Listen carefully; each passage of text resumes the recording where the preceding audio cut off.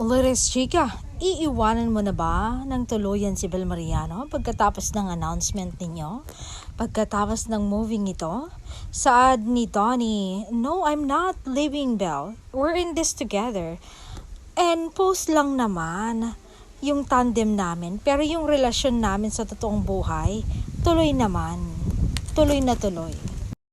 Kasi alam nyo lang, yung klase ng pagmamahal na deserve ko, alam ko nahanap ko kay Bel.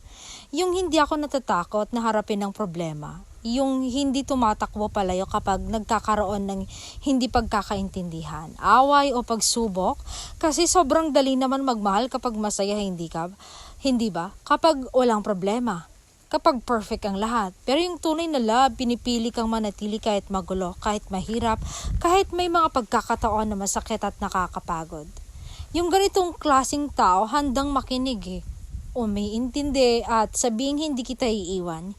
Yan ang tunay na yaman. Hindi yung tao sa unang sign ng problema lang, susuko agad, iiwan ka o hanap ng iba. Ang relationship hindi laging perfect May mga pagkakataon na masisira. May mga oras na magkaka-misunderstanding, may mga araw na hindi tayo magkakasundo, pero ang mahalaga, pareho kayong willing na ayusin, pareho kayong lumalaban para sa samahan ninyo, at hindi kayo nagbibigayan.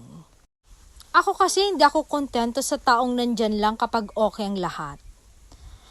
Pero ang swerte ko, nahanap ko yung taong kahit anong bagyo ang dumating, uupo sa tabi mo yan.